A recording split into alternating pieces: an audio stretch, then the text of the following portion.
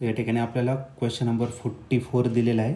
Okay, तर question number 44 आहे a bob of simple pendulum of mass m is displaced through 90 degree from mean position.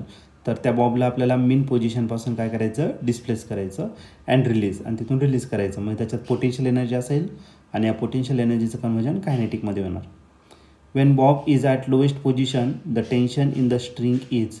तर जेव्हा तो lowest पोझिशनला येणार आहे तर त्या स्ट्रिंगमध्ये किती टेन्शन असेल ते आपल्याला या ठिकाणी फाईंड करायचं आहे. तर हा क्वेश्चन 2021ला आलेला आहे. त्याचे 4 ऑप्शन. फर्स्ट आहे 4 mg, सेकंड आहे 2 mg, थर्ड आहे mg आणि लास्ट ऑप्शन आहे 3 mg.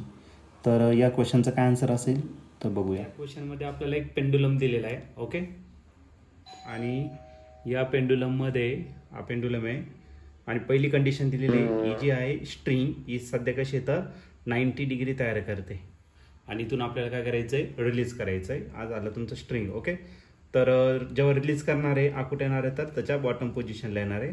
म्हणजे इथला जो अँगल झाला तो थिटा किती झाला तर 90 डिग्री असं झालेला आहे.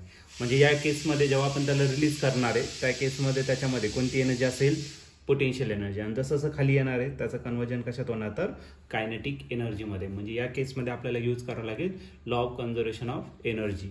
आणि law of conservation of energy जर घेतलं, potential energy is equal to काय असेल, कायनेटिक एनर्जी. पोटेन्शियल एनर्जी असतो आपला mgh आणि कायनेटिक एनर्जी असेल 1/2 mv². ओके, तर हा m आणि इथला m काय होणार आहे, कॅन्सल होणार आहे. ओके, हा 2 जो इकडे डिवायडेड, इकडे काय करू आपण मल्टिप्लाय. मग 2gh इज इक्वल टू आपलं काय झालं तर v² ही झाली आपली काय तर वेलोसिटी झाली. आणि आपल्याला या केसमध्ये विचारलं आहे की जेव्हा लोएस्ट पोझिशनला येणार आहे तर या लोएस्ट पोझिशनला त्याच्यामध्ये किती टेन्शन असेल स्ट्रिंगमध्ये, तर त्या ठिकाणी आपल्याला फाईंड करायचं. एक काम करू, या बॉबचं वेट असणार आहे, weight of body always directed in downward direction, आणि त्याच्यामध्ये स्ट्रिंगमध्ये काय असणार आहे, टेन्शन. आणखीन एक फोर्स त्या ठिकाणी ॲक्ट होणार आहे आणि तो म्हणजेच कोणता तर सेंट्रिपेटल फोर्स. तर या केसमध्ये आपण कोणतं पार्ट सॉल्व्ह करू तर व्हर्टिकल कॉम्पोनंट या ठिकाणी सॉल्व्ह करू बाय सॉल्विंग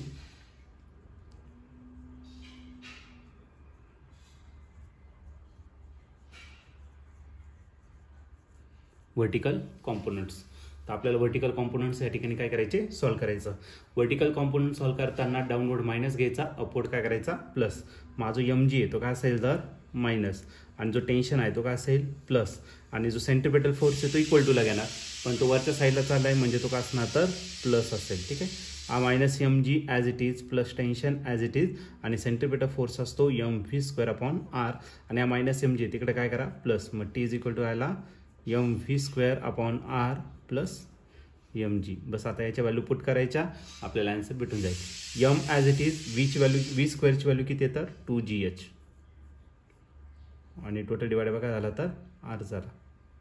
ओके, 2gh, आणि h जो आहे या केसमध्ये एवढी हाईट झाली बरं ना, आणि h जो आहे h म्हणजेच आपला काय असणार आहे r असेल. ठीक आहे, आणि प्लस हा काय राहिला तर तुमचा mg. आता पुट करू h is equal to r.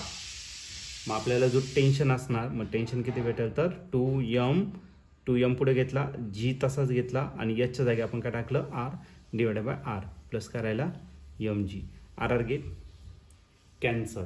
मग आता फायनल आन्सर या ठिकाणी आपण राईट करणार आहे. मग टेन्शन इज इक्वल टू काय आला 2mg plus mg. 2mg plus mg किती येणार 3mg.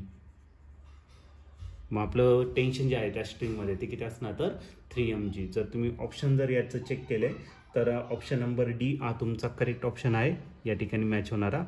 तर option D is the right option for this question.